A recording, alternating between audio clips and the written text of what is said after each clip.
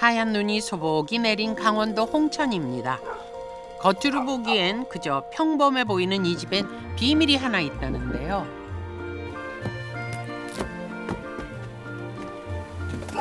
실례합니다. 기대를 안고 들어간 집안. 하지만 별다른 건 없어 보입니다. 과연 이 집의 비밀 무엇일까요? 저희 CO2 배출량이 제로죠. 냉난방 비용을 하나도 지출 안 하는지. 혹독한 추위로 유명한 강원도 산골에서 무려 12년째 난방비 0원으로 겨울을 나고 있다는 집주인 이대철 씨. 지금 바깥은 영하 1도지만 오, 진짜 22도네요? 집안은 22도입니다. 난열재를 엄청나게 두껍겠어야 돼요. 집 전체 바닥까지. 두 번째로는 열을 제일 많이 뺏기는 게 유리창이에요. 환경에 대한 남다른 관심으로 에너지 절약을 위해 거의 독학으로 이런 집을 만들었지만 살아보니 시행착오도 많았습니다. 뜨거운 물 얻어 쓰려고 저걸 설치했는데요. 저거는 잘못 설치한 거예요. 일주일 내내 햇빛이 안 나온 날도 겨울에는 있거든요. 12년 전엔 생소한 개념인 제로하우스가 주목을 받으며 이런 집을 지어달라는 요청이 쏟아져 사업까지 시작했지만 확산하지 못했습니다. 에너지 절약과 환경 보호는 좋지만 그걸 위해 돈을 더 쓰는 건 주저하는 분위기 때문입니다. 이 집을 지으려면 아무래도 돈이 조금 더 들어요. 그걸 사람들이 받아들이지 않아요. 현재 지구 환경 위기 시각 9시 47분. 인류 생존이 불가능한 12시가 얼마 남지 않았습니다. 무분별한 화석 에너지 사용과 다량으로 배출되는 이산화탄소. 우리가 사는 지구가 점점 더 뜨거워지고 있습니다. 우리가 화석 연료를 사용하면서 한 최근 100년 동안에 지구 온도가 한 평균적으로 한 1도쯤 올라갔다고 지금 알려져 있습니다. 수만 년 동안 얼어있던 빙하가 녹고 한 달이 넘게 폭우가 쏟아지고 세계 곳곳에 산불이 이어지고 지금 지구는 몸살을 앓고 있습니다. It has to be replaced by renewable energy over time. And I'd stop giving to the oil industry. 2050 탄소 중립위원회를 설치하여 탄소 중립 사회로의 이행을 속도감 있게 추진해 나가겠습니다. 탄소를 배출하는 만큼 흡수량도 늘려 이산화탄소 배출량을 제로로 만들겠다는 탄소 중립. 지구 온난화를 방지해야 된다는 이 큰 과제가 있고 그것을 위해서는 CO2 발생을 좀 줄여야 된다는 우리나라를 비롯해서 전 세계 한 70여 개국이 탄소 중립을 선언한 그런 상황이 되겠습니다. 화석 연료를 대체할 친환경 미래 에너지를 찾는 일은 이제 선택이 아닌 생존의 문제. 그래서 세계 각국은 지금 미래 에너지를 찾기 위해 고군분투 중입니다. 그 가운데 하나 눈에 띄는 것이 있으니 바로 수소 에너지입니다. 화석 연료에서부터 완전히 탈피하고 새로운 에너지원으로 전환을 해야 되는 그런 과정에서 여러 가지 측면에서 수소 또는 수소 에너지가 역할을 할 수가 있습니다.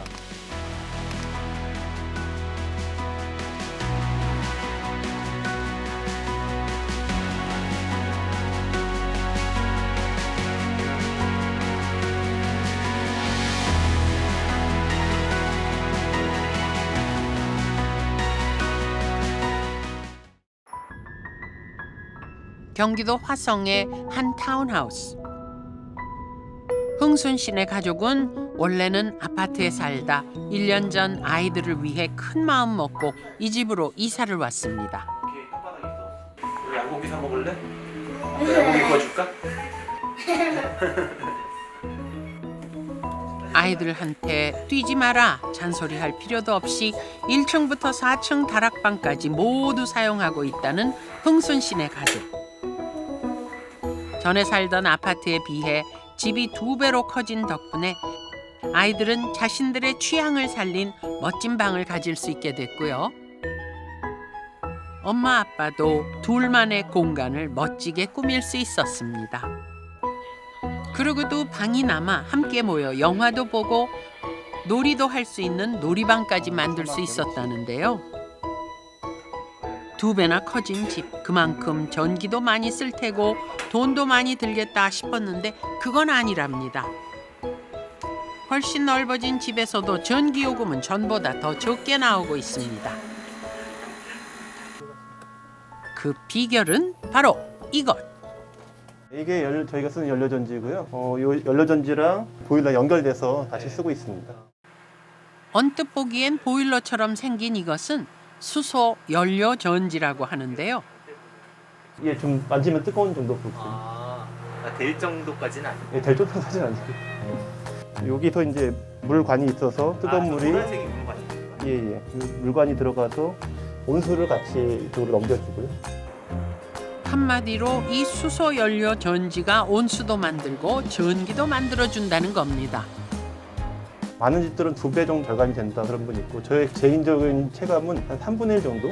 여름철에 아무래도 우리나라에서 이제 그 누진세가 들어가지 않습니까? 저희는 그런 문제 없이 쓰고 있습니다. 누진세 걱정 없이. 예, 아무래도 일반적인 전기를 쓰는 게 아니라 개인적인 이제 발전소가 있다 보니까 그런 부분은 좀 여유롭게 쓰고 있습니다. 흥순 씨네 집뿐 아니라 이 타운하우스에 사는 90여 가구 모두 수소 에너지를 쓰고 있는 수소주택. 잘 찾아보면 우리 주변 곳곳 이렇게 수소 에너지를 만나볼 수 있습니다. 국내 최고층 빌딩에서도 도심의 여러 빌딩에서도 수소 에너지는 이미 우리 곁에 다가와 있습니다. 이웃나라 일본 역시 수소 에너지에 대한 관심이 높은 나라 중 하나입니다. 도쿄에서 그리 멀지 않은 가와사키시에 있는 이 호텔 역시 수소 에너지와 깊은 관계를 맺고 있다는데요. 当ホテルでは水素エネルギーを活用している世界初の水素ホテルと呼ばれていまして 세계 최초의 수소 호텔로 불린다는 이 호텔. 어디 구경 좀 해볼까요? 180개가 넘는 객실에서 사용하는 조명이나 전기는 물론 난방, 온수까지 모두 수소 에너지를 이용하고 있는데요. このお湯も水素エネルギーを活用しています 객실뿐 아니라 호텔에서 운영하는 사우나의 온수와 카페의 전기, 또 최근엔 이 수소 에너지를 가지고 특별한 프로젝트까지 시작했다고 합니다.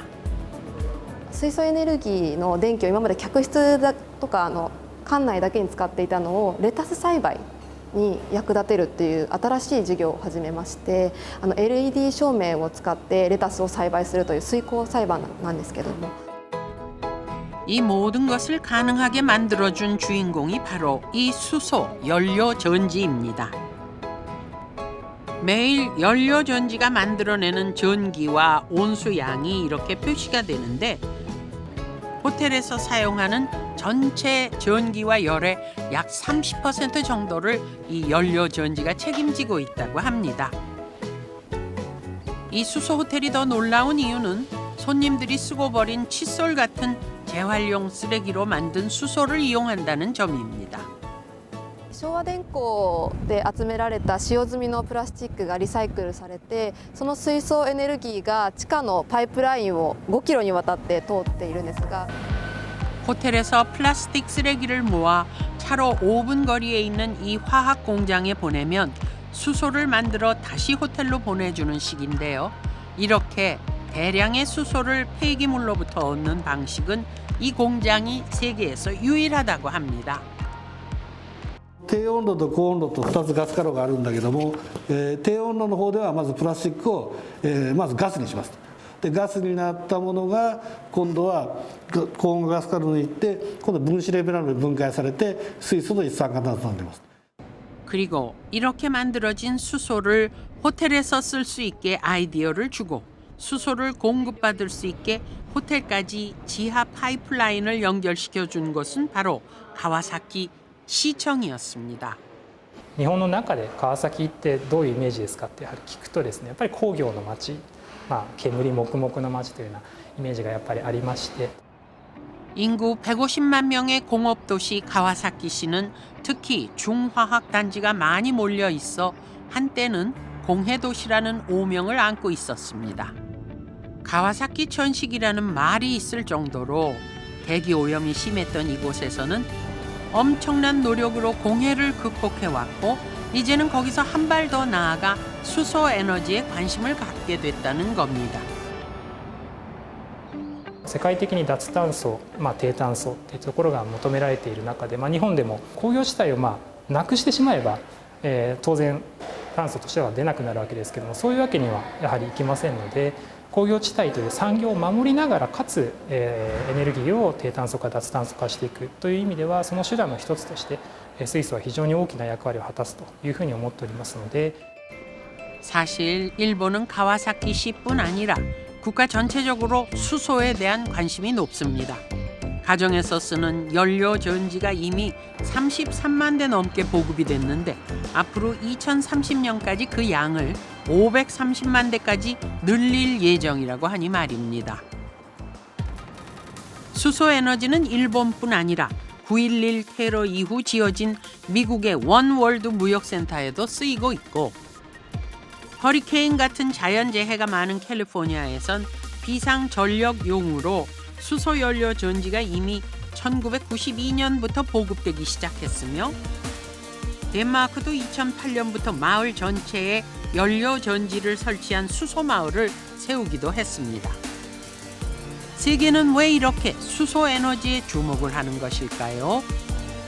風力発電や水力発電は発電量が不安定で一定の供給ができない環境がありますけれども、水素の非常に良いところは貯めることができるということなんです。 바로 에너지 저장이 힘든 태양광이나 풍력 같은 재생 에너지의 한계를 이 수소 에너지가 보완할 수 있다는 점 때문입니다. 수소 에너지가 제대로 활약할 수 있기 위해선 꼭 필요한 것이 있으니 바로 연료 전지입니다. 과연 수소 연료 전지란 무엇일까? 궁금증을 안고 찾아간 곳은 한 연료 전지 제조 공장입니다. 이 로봇이 지금 열심히 만들고 있는 것이 바로 연료 전지라는데요. 수소 연료 전지는 전기를 만드는 화학 반응을 돕는 전해질이 뭐냐에 따라서 여러 종류로 나뉘지만 핵심 원리는 다 같습니다. 이제 수소하고 산소하고 전기 화학 반응을 하게 되는데 나오는 부분들이 전기하고 부산물로 열하고 물이 나오게 됩니다. 그 반응 원리를 이용해 가지고 하신다고 보시면 될 것 같습니다. 이 컨테이너처럼 생긴 것이 연료 전지. 연료 전지는 두 개의 전극과 그 사이에 수소 이온을 전달하는 전해질 막으로 구성이 돼 있는데 한쪽에 수소, 다른 한쪽에 산소를 공급해주면 전기 화학 반응이 일어나 전기가 만들어진다는 겁니다. 화석 연료를 태우는 것이 아니기 때문에 질소 산화물이나 이산화탄소 같은 오염 물질은 전혀 나오지 않고 배출되는 건 열과 물밖에 없습니다. 이렇게 만들어진 수소 연료 전지는 자동차나 드론 같은 이동 수단에 쓰이기도 하고 주택이나 빌딩처럼 움직이지 않는 곳에 두고 사용할 수도 있습니다. 수소 연료 전지 여러 대가 설치돼 전기를 대량으로 생산하게 되면 그곳이 바로 수소 연료 전지 발전소가 됩니다. 이 연료 전지 하나에서 만들어내는 전기가 440kW. 이 한 대만 있으면 1000가구가 쓸 수 있는 전기를 만들어낼 수 있는 셈입니다. 이곳엔 연료 전지가 총 26기가 설치돼 만들어내는 전기 양이 무려 11.44메가와트. 어느 정도 되는 양인가 하면요. 전기는 한 25,000세대, 25,000세대가 연간 사용할 수 있고 그다음에 난방이라든가 급탕이나 쓰지 않습니까? 그런 것들은 한 9,000세대가 연간 쓴다. 이렇게 이제 보시면 되겠습니다. 그런데 이 연료 전지가 가동되기 위해선 꼭 필요한 것이 바로 수소입니다. 그렇다면 수소는 과연 어디서 얻는 걸까요? 저희 발전소에서 쓰고 있는 LNG의 그 일부를 배관으로 이용을 해서 배질 절차를 거쳐서 수소를 생산해냅니다. LNG, 그러니까 도시가스에서 수소를 얻는다는 것인데요. 사실 알고 보면 이미 오래전부터 이 LNG를 이용한 발전소들은 있어 왔습니다. 하지만 지금까지와 다른 건 연료전지 발전소에선 이 LNG를 그대로 쓰지 않고 여기서 수소만 떼어내 이용을 한다는 점입니다. LNG에 고온 고압의 수증기를 가하면 수소만 쏙 분리가 되는데 이렇게 따로 분리된 수소를 연료전지에 공급을 하는 식입니다. 이런 방식으로 연료전지를 가동시켜 주변 지역에 전기와 온수를 공급해 줄 수 있는 수소 연료전지 발전소. 그런가 하면 석유화학이나 제철 공장 같은 곳에서 작업을 하다 나온 수소를 이용해 전기를 만들어내는 발전소도 있습니다.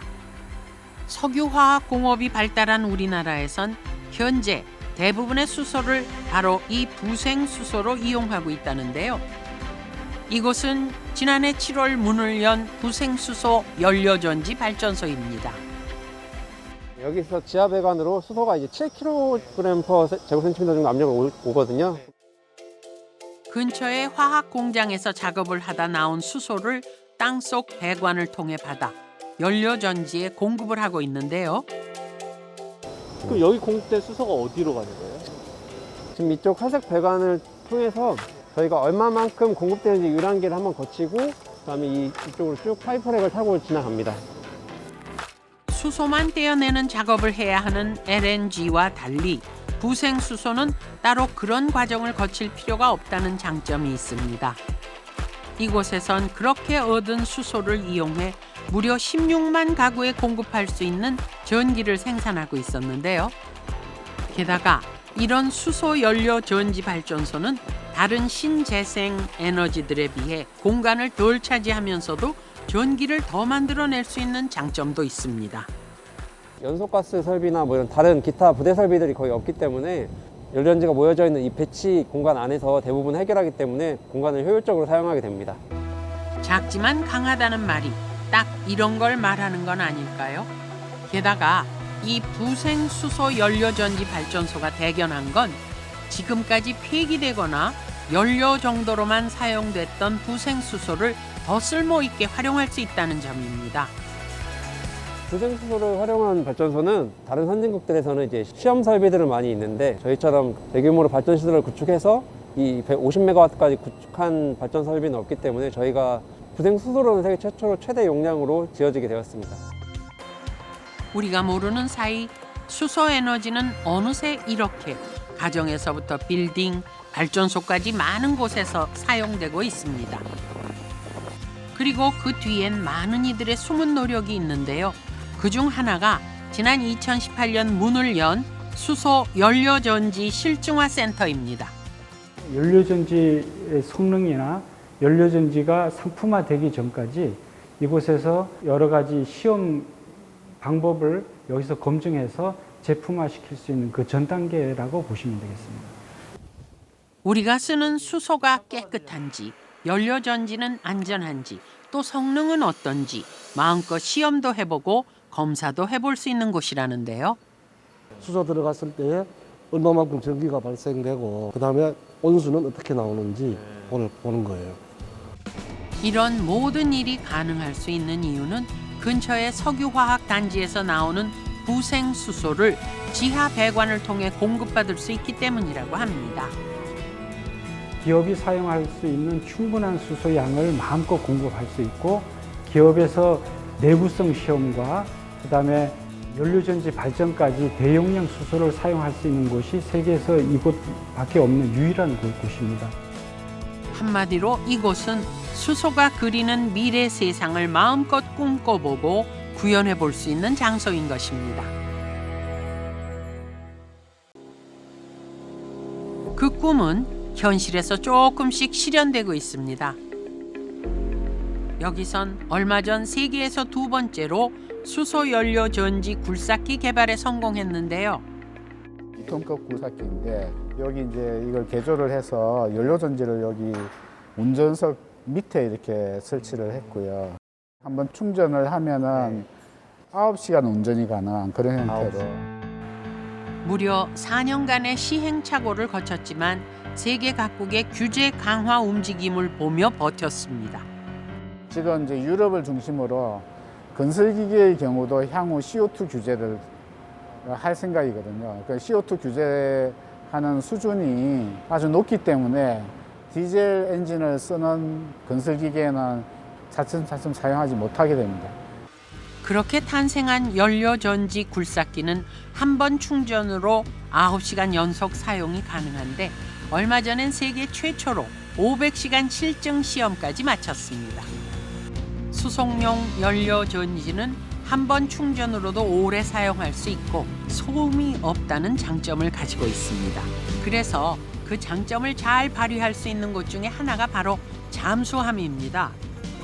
한국, 미국, 호주 이렇게 해군들이 모여가지고 수개월간 하와이에서 연합 훈련을 하지 않습니까? 그러면은 가상 전쟁을 벌이게 됩니다. 가상 전투를 하면은 연료전 잠수함이 항상 1등합니다. 소음이 거의 안 나기 때문에 연료전 잠수함이 항상 우수한 그런 성능을 보이게 되죠.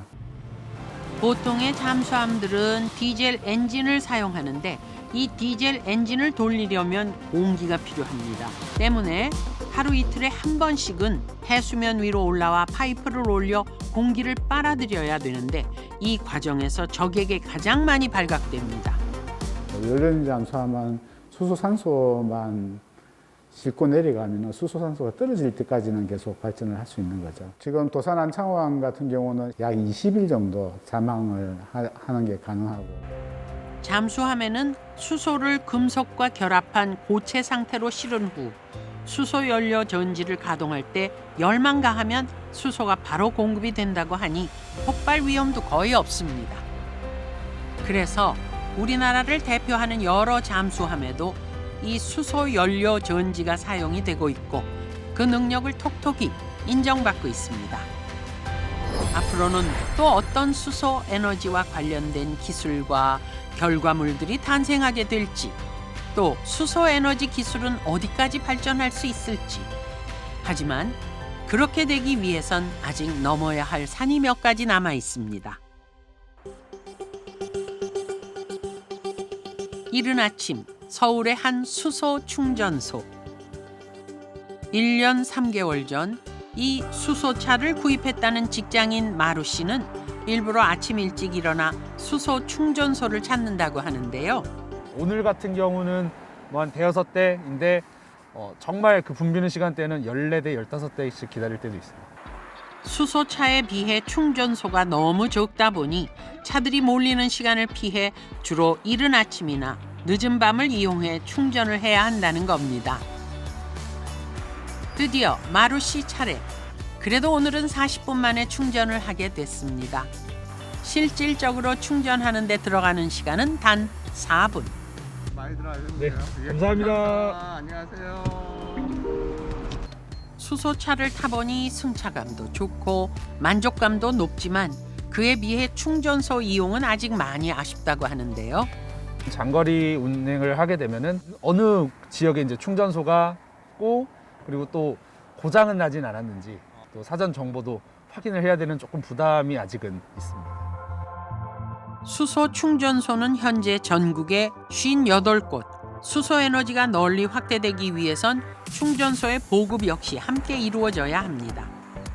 그래서 정부는 지난 2019년 수소경제 활성화 로드맵을 통해 수소 충전소나 발전소를 늘리겠다는 발표를 했습니다.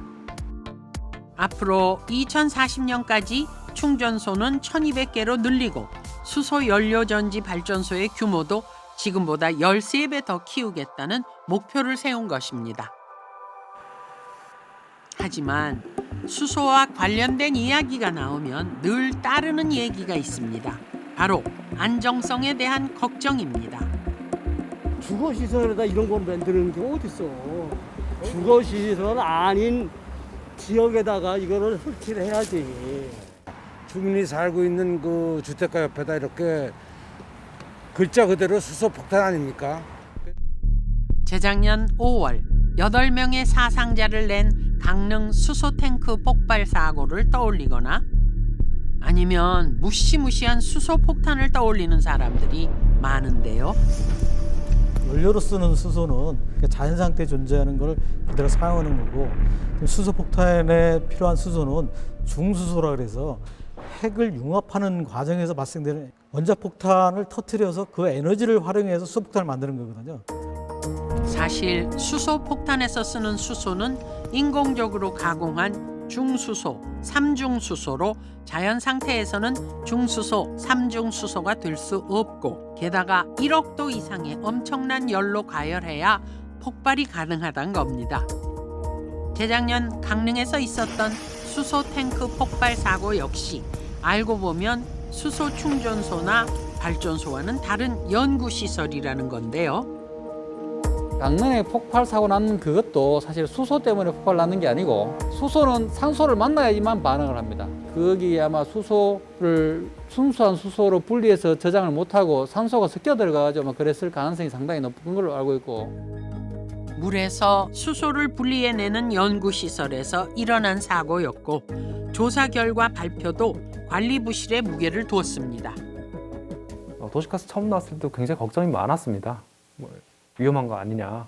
도시가스가 처음 들어왔을 때 내걸었던 거 기억나시는지 모르겠어요. 얘는 가벼워가지고 천장으로 뜨고 창문만 열어도 확산이 빨라가지고 그 폭발이 왜 위험이 적다. 그 마찬가지로 수소도 폭발하지 않는 조건을 만들어내고 내는 것이 중요하죠. 사실 부탄가스나 LPG, 전기 배터리 등에서도 크고 작은 사고는 늘 있었습니다. 에너지를 저장해서 쓰는 장치에선 어쩌면 숙명 같은 문제. 보다 중요한 건 어떻게 안전하게 잘 관리해서 쓰는지가 관건이라는 겁니다. 연료전지에 이상이 감지되면 질소가 나와 바로 수소를 날려버리거나 탄소 섬유를 엇갈리게 감아 수소 탱크에 내구성을 올리거나 수소가 이동하는 경로에 이상이 감지되면 즉시 수소 배출을 막아버리는 식으로 말입니다. 당연히 별도로 그 기술만 철저하게 믿으면 안 되고요. 그걸 수용하는 건물이라든가 이런 것들에 충분한 환기시설과 또 수소를 감지할 수 있는 감지시설, 안전성이 확보된 상태에서 주거 부문에 들어갈 수 있을 거라고 보고 있습니다.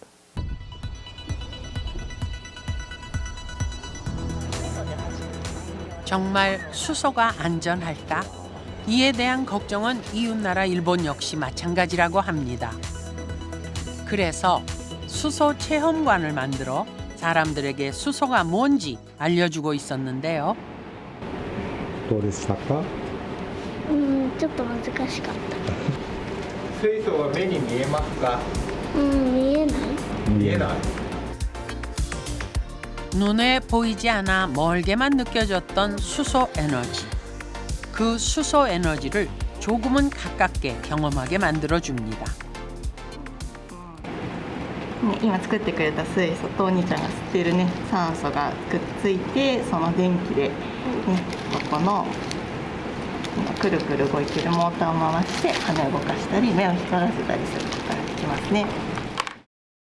水素は目に見えない、また燃えやすいといった性格を持っていますので、水素に対する安全性への疑いというのは一般の方が非常に強く持っているので、水素はそれほど危険な気体ではありません。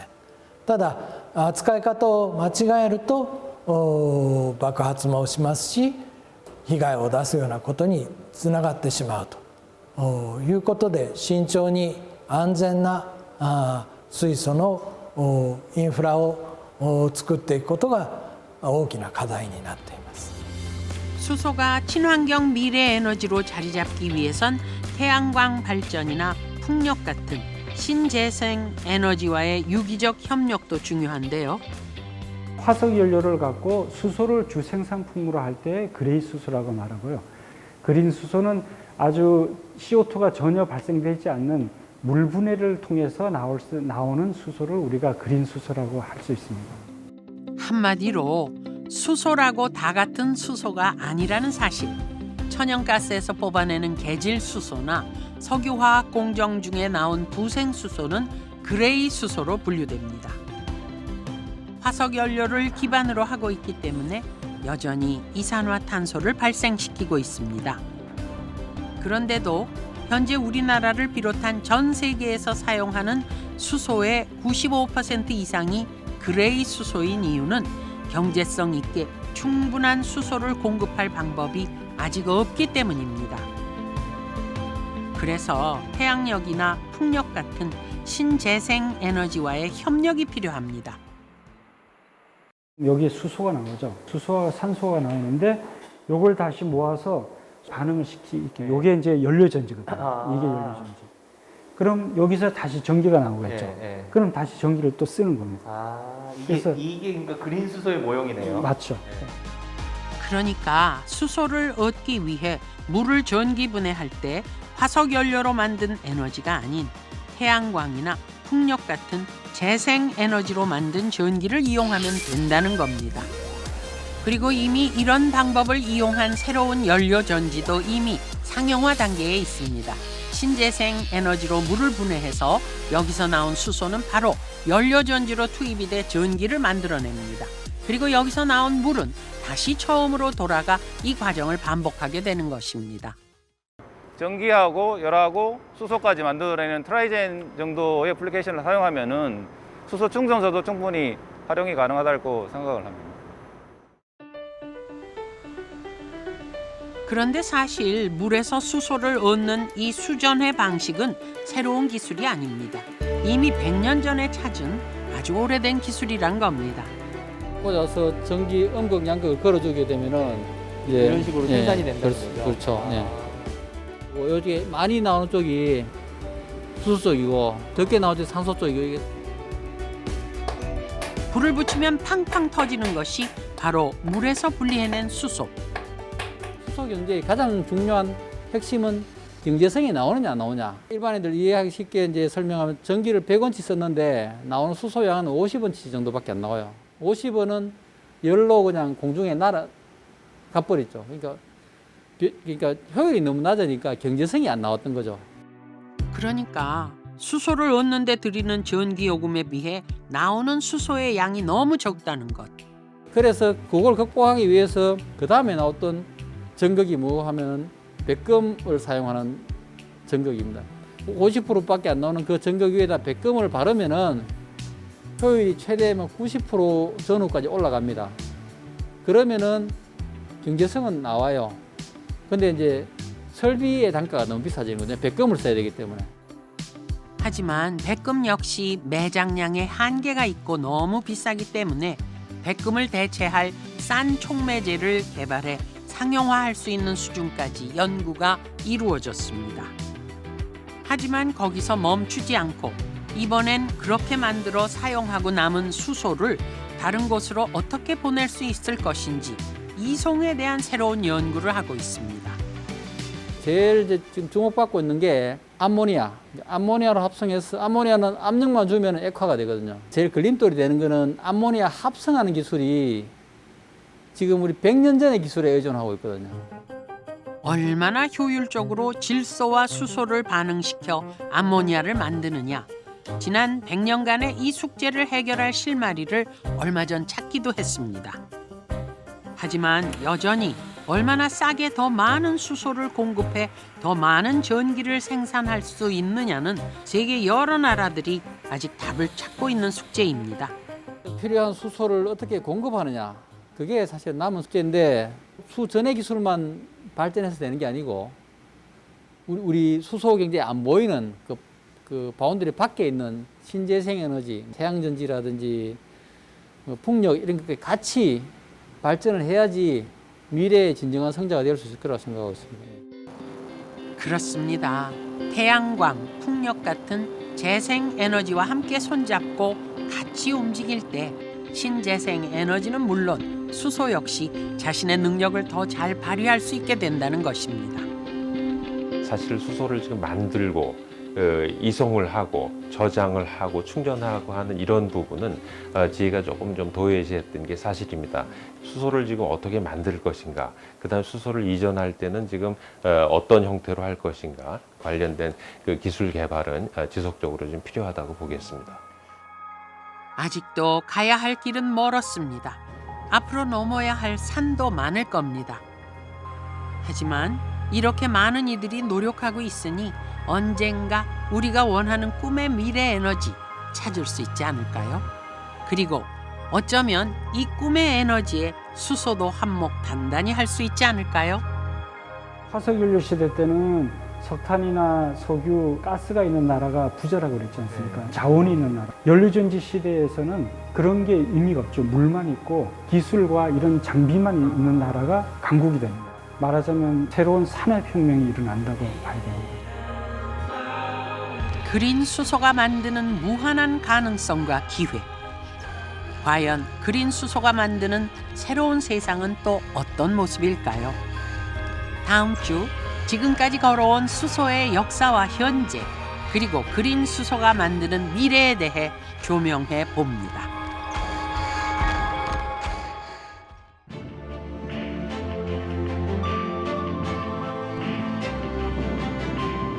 And a post-carbon society with solar and wind, if you can't do this in the next 20 years, you will be a third-tier country.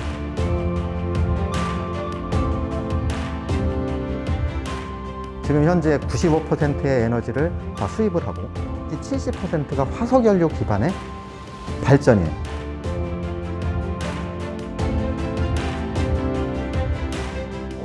1時間あたり作れる水素量がここがこの一つだけで世界最大と。Im Jahr 2020 haben wir 35% des Strombedarfs durch erneuerbare Energien decken können.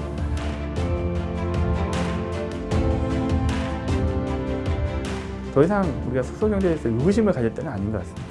수소 경제는 이미 가는 거고 이미 가왔고 앞으로 가게 될 것 같다.